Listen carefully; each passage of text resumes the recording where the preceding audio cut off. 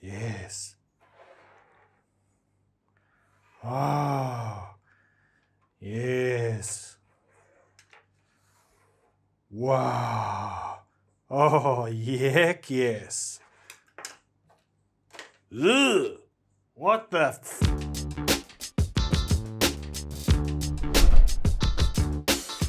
What's cracking, audio fans? It's David here from Prime Audio Reviews. So I'm here today with the TRN BA8. Now this is a 16 driver balanced armature IM, and by 16 I mean 8 per side. It retails for about $145, which is not a cheap earphone, you know. Inside the box you get very little except for the earphones. You get this carrying case and you get this kind of nasty cable. Look, it's not a terrible cable. It's not a terrible cable, but I mean, if you're paying $145 for an earphone, yeah, you probably are expecting something a little bit nicer than that. I mean, just look at the Hi-Diz MS2 or the Whizzer HE01. They both got beautiful cables. They're both under $100. But, you know, look, I get it. I get it. We've got 16 balanced armature drivers. There probably has to be a bit of a trade-off somewhere. So you get a poorer quality cable, but you get massive number of drivers inside these shells. So in terms of the shells, these are pretty darn nice. They're actually very similar to some of TRN's more affordable or more budget models, but that's okay because those budget models have excellent build quality. I mean, look at that. Ceramic coated aluminium housings, beautiful smooth finish on them, shrouded or hooded 2-pin connectors there, which I kind of like, but they are a little bit tricky if you want to use a third-party cable like this. This is just a standard 0.78mm, and you can use a cable like that, but it's not ideal. It's well, it's fairly secure, but you know, you'd probably be thinking about upgrading maybe if you're spending that kind of money on an IM and you're not pleased with that cable. Look, this isn't a terrible cable, I have to admit. It's not terrible. There's a little bit of microphonics, but apart from that, it handles fairly well. But yeah, we kind of expect a bit more. Back to the shells. The comfort on these is great. I can wear these all day. I find them really comfortable for my ears personally. As far as noise isolation goes, it's about average. It's not good and it's not terrible.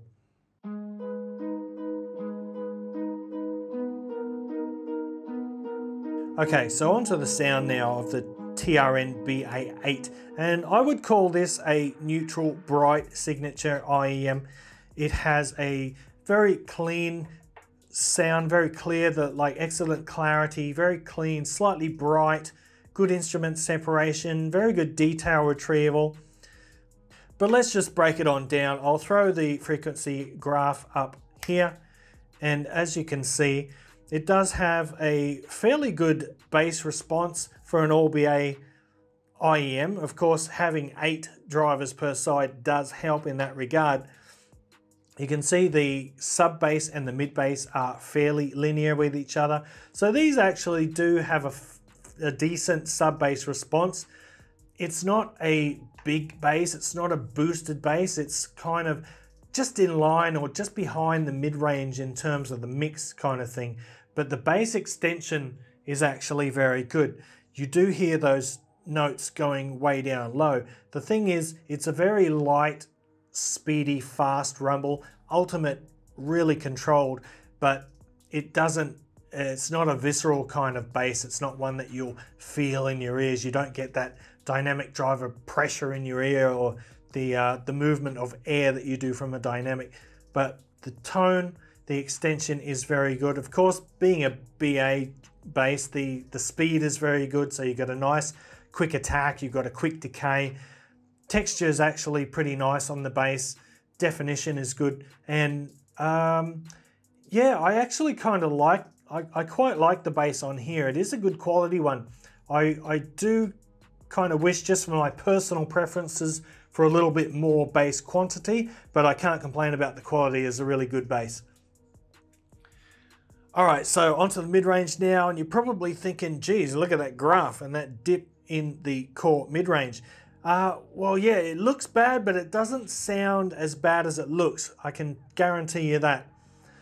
The vocals in the mid-range are actually quite forward. You see that 120 hertz area, that's pretty full. So the vocals have got a nice fullness. They've got a bit of warmth to them. Nice amount of body, the neutral note size. So vocals actually sound good and they're quite forward. Some instruments might sound a little bit more recessed. Lower register female vocals might sound a little bit more pushed back, but overall the mid-range is nowhere near as recessed as it looks. It's actually quite good, and you'll notice the instrument separation and the resolution in the mid-range is also pretty good. Like technically, in a technical sense, the BA8 is a really good performer, and it can compete with just about anything I can think of in its price range in terms of technicalities. And that leaves us with the treble. And the treble is a little bit forward on these. It's a little bit bright, but it's a good quality treble. I think it peaks at around 5 kilohertz, and then there's a fairly significant dip, and it comes up again at about 8 kilohertz. And what that does, it gives you that vocal presence, that nice fullness in the vocals, or the forwardness in the vocals, I should say. And then you get the dip that goes down and back up to 8 kilohertz. And what that does, that avoids most of all the harshness and sibilance and sharpness out of the sound, while at the same time providing loads of clarity to the overall sound, good definition, pretty good attack on percussion instruments, etc. So it's quite a cleverly tuned treble. It's really well done. You probably know I'm not a big fan of real bright earphones most of the time, but in this case, I actually enjoy the brighter signature. Very detailed, quite precise, energetic, sparkly, airy, but it's just well executed and it's smooth. It all comes down to where those peaks are and that dip in the core mid-range. It's just nicely done, and kudos to TRN for making a good treble. Overall, the sound quality of these is pretty good, but when you look at the competition and you look at the quality of the cable, what you get in the box, which is just this, the cable, and 3 pairs of generic ear tips. Not these ones, these are my personal ones. But yeah, there's not a lot going for it. Listening to it, the audio quality, yeah, to me it does sound worthy of the price, the $145. Oh, by the way, just between you and me, if you look around a bit online, I've seen these for significantly lower, like around the 100 mark. So keep that in mind if you are looking for a multi-BA IEM. This is a pretty good one, as long as you don't mind a brighter signature and a lighter quantity of bass. So if you're into maybe hip hop or electronic music, you like a big thumpy bass and huge sub bass drops, this won't be for you probably, but great for classical music, surprisingly good for classical, pretty good for your average pop, and acoustics very good as well. But just keep in mind the bass is lighter, but the overall audio quality is very good. And I actually think this is a pretty good IEM. So that is the TRN BA8, pretty good earphone for the money, especially if you have a spare cable lying around that you might want to swap out. But apart from that, yeah, it's a good one. All right, guys, I'm going to wrap it up there. So there's a link to the written description in the... No, that's not right. There's a link to the review in the description below. There's links to all my social media channels. Come and join us on the Discord channel.